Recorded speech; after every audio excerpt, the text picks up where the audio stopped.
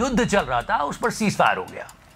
तब से लेकर अब तक, आज के दिन तक आईपीएल भी शुरू हो गया है, लेकिन अब तक हमको ऐसा लग रहा है कि कुछ मिसिंग है, कहीं कुछ सही नहीं हो रहा है, कुछ सही नहीं हुआ। यह फीलिंग हर एक हिंदुस्तानी के मन में है। कई बार खबरें आती कि ऑपरेशन सिंदूर अभी पूरी तरह से खत्म नहीं हुआ है, ये स्टेप आज लिया गया है, कल ये हो सकता है, परसों वो हो सकता है। बॉयकॉट टर्की भी जोरों पर चल रहा है। और जहां तक बॉयकॉट टर्की की बात की जाए तो कई बार हमने कई देशों के प्रोडक्ट्स और उनकी सर्विसेज को बॉयकॉट किया है। Boycott China, boycott Maldives, now boycott Turkey.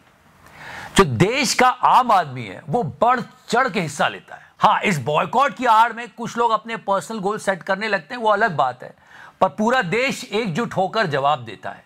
और इसमें देश का आम नागरिक ही होता है जो सबसे ज्यादा सैक्रिफाइस भी करता है, और इसमें कोई चिंता की बात नहीं है।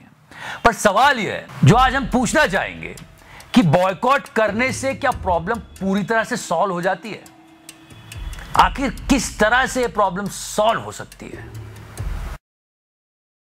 वैसे बॉयकॉट टर्की चल रहा है और पूरा देश एक स्वर में बोल रहा है कि yes, we should boycott Turkey, क्योंकि पाकिस्तान भारत का जो अभी युद्ध हुआ था उसमें टर्की ने पाकिस्तान की बहुत मदद की। पर टर्की ऐसा करने वाला दूसरा देश था। पहला कौन था?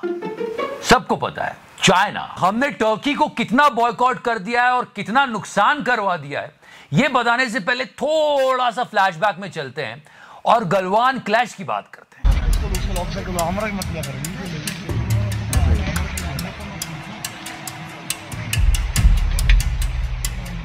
जून 2020 में जब गलवान क्लैश हुआ था तब भी देश बहुत गुस्से में था। हमने चाइनीज एप्स बैन किए, ये गवर्नमेंट का काम था, लेकिन हाँ, देश की जनता ने हर एक चाइनीज प्रोडक्ट को बॉयकॉट करने की कसम खा ली थी। लोगों ने अपने घरों की छतों से चाइनीज टीवी तक फेंके थे। लोग सड़कों पर उतर आए हैं। सड़क पर उतरकर चीन के सामान के खिलाफ लोगों का ये गुस्सा फूट रहा है। एलएसी 20 भारतीय जवान शहीद पर देशव्यापी चीन विरोधी स्वर तीव्र हुई। बहुत आसान तरीका था देश की आम जनता के पास कि मेक इन इंडिया प्रोडक्ट खरीदो, मेड इन चाइना नहीं। हमने वो किया, लेकिन बाद में पता चला कि हम मेक इन इंडिया में भी थोड़ा बहुत असेंबल करके काम चला रहे हैं। यहां तक कि हमारा लोगो मेक इन इंडिया का वो भी बाहर से बनकर आया था। मेक इन इंडिया इतना सक्सेसफुल नहीं हो पाया। अगर वो होता तो सच में एक करारा जवाब होता चाइनीज को। तो चाइनीज बॉयकॉट की जहां तक बात की जाए, देश की जनता ने पूरी कोशिश की कि कैसे भी करके हम चाइनीज प्रोडक्ट ना लें, लेकिन क्या हुआ? 2024-2025 में हमको पता चला कि हमारा ट्रेड डेफिसिट चाइना के साथ 100 बिलियन तक पहुंच गया है। और जिस ब्रांड शियान को हमने बैन किया था वो बैकडोर एंट्री ले रहा है रिलायंस के थ्रू। अब ये बॉयकॉट चाइना का रिजल्ट आया हमारे सामने। आज हमारा पूरा देश बॉयकॉट टर्की में लगा हुआ है। मैं फिर बता दूं, पाकिस्तान की हेल्प करने वाला दूसरा देश था टर्की, पहला चाइना ही था। और उन सबसे पहले जिस देश से हमारा युद्ध हुआ, पाकिस्तान, मुल्तान का नाम सुना है? मुल्तानी मिट्टी, यस, काफी लंबी हिस्ट्री है। पतंजलि का बेस्ट सेलिंग प्रोडक्ट है मुल्तानी मिट्टी, 2017-18 से बेच रहे हैं। Anyways, let's come back to the point. Boycott Turkey की बात करते हैं। तो उसके लिए बीच में टर्की का आने का कोई मतलब नहीं था, तब भी उन्होंने, टर्की ने सपोर्ट किया, उन्होंने ड्रोन दिए, ड्रोन अटैक हो गया। तो हम लोगों ने मतलब ये सोचा कि कुछ तो भी देशभक्ति के ऊपर कुछ तो भी करेंगे। तो कुछ तो भी करेंगे देशभक्ति के ऊपर, कुछ तो भी करना है। नहीं, but the thing is that यही सच्ची देशभक्ति होती है, यही दिल से आवाज आती है कि देश के लिए कुछ करना है। वरना कुछ लोग तो सिर्फ भाषणबाजी ही करते। I hope you got my point. So yeah, the thing is, Turkish apple, Turkish marble, यहां तक की जो ट्रिप्स बुक थी उनमें 250% तक का कैंसिलेशन हुआ है।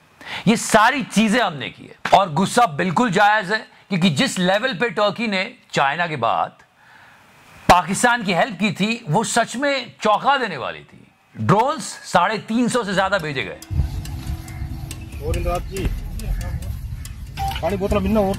टर्किश ऑपरेटिव्स ऑपरेशन सिंदूर के समय पाकिस्तान में थे। यह बात और दुखद होती है जब हमें पता चलता है कि हमने जब टर्की में एक मैसिव अर्थक्वेक आया था तब कितना रिलीफ पहुंचाया था। जिस इंडियन एयरफोर्स पर पाकिस्तान अटैक कर रहा था, उसी इंडियन एयरफोर्स ने टर्की में जब अर्थक्वेक आया था तो रिलीफ मटेरियल पहुंचाया था। एनडीआरएफ की 3 टीम, करीब 100 के आसपास डॉक्टर इंडिया ने भेजे थे टर्की में जब वहां पर अर्थक्वेक हुआ था।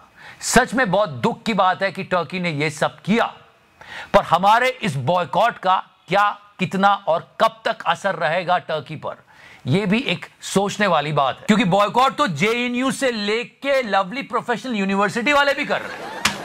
अडानी साहब भी प्रॉफिट बनाने की नहीं सोच रहे। लेकिन आपने मिस्टर महिंद्रा पे गौर किया, या मिस्टर आनंद महिंद्रा? एक कमाल की बात बताता हूं, उन्होंने महिंद्रा के ग्लोबल एक्सपेंशन के लिए 2 टर्किश कंपनीज को बाय किया था। एक में लगाए थे 735 करोड़ और दूसरी में लगाए थे 125 करोड़, और काफी अच्छा फल फूल रहा है बिजनेस वहां पर। तभी तो यहां से कोई ट्वीट नहीं आया। Did you get my point? वैसे पतंजलि प्रोडक्ट खरीदने के लिए भी टर्की में एक रास्ता है। So there are the things. मैंने कहा था पूछ पड़ेगा मेरी।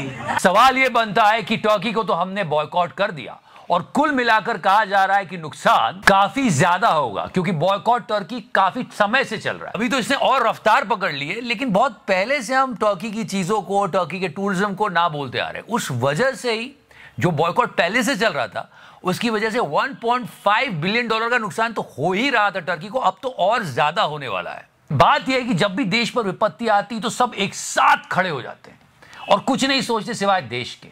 फिर भी कुछ नफरती कीड़े दिन रात नफरत फैलाने में लगे होते हैं। छोटा सा सवाल इन सब के बाद यह भी उठता है कि जब हम टर्की को इतना बॉयकॉट कर रहे हैं, जिसने नंबर 2 पर रह के पाकिस्तान की बहुत मदद की थी, तो वो कंट्री जो नंबर 1 पर है, चाइना, उसको बॉयकॉट करने के लिए हम क्या कर रहे हैं?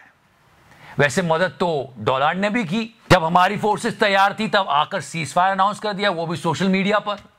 वैसे आपको मालूम है पिछले सालों में मोदी जी करीब करीब 10 बारी यूएसए गए, हाउडी मोदी और नमस्ते ट्रम्प जैसे बड़े बड़े इवेंट करे, पर मिला क्या? उसने खुद कहा टिम कुक को कि वहां मैन्युफैक्चरिंग प्लांट मत लगाओ। $500 billion, but now I hear you're building all over India. I don't want you building in India. You can build in India. बात यह है कि अगर हम बॉयकॉट ही कर रहे हैं, फिर इन दोनों का नंबर तो टर्की से पहले आना चाहिए। I mean, just food for the thought. किसी देश के प्रोडक्ट्स को, उसकी सर्विसेज को बॉयकॉट कर देना, ये एक अच्छी मैसेजिंग होती है। ये जो देश में गुस्सा है उसको एक तरह से निकालने का तरीका है। पर इसके परमानेंट सोल्यूशन पर भी हमको काम करना चाहिए और सोचना चाहिए। ये सवाल बार बार सबके मन में आया कि हम ब्रिक्स के मेंबर है, क्वाड के मेंबर है, तो बिना शर्त कोई देश हमारे साथ इस तरह से क्यों नहीं खड़ा था जिस तरह से पाकिस्तान के साथ टर्की और चाइना थे। अगर हम अपना मैप देखेंगे और हमारे आसपास की कंट्रीज को देखेंगे तो देखेंगे कि आसपास हमारे बहुत सारी एक्टिविटीज हो रही है। पाकिस्तान, चाइना, बांग्लादेश में नए नए सवाल आ रहे हैं। तो ये सारे बड़े इंपॉर्टेंट सवाल है जो पूछना चाहिए। फिर से मैं कहता हूं, बॉयकॉट करना हमारा हक है और ये एक तरीका होता है जवाब देने का, पर प्रॉब्लम को कैसे सॉल्व करना है ये भी हमें पता होना चाहिए। अगर आपको ये वीडियो सही लगा तो इसे शेयर कीजिएगा। Thank you so much. Love you 3000।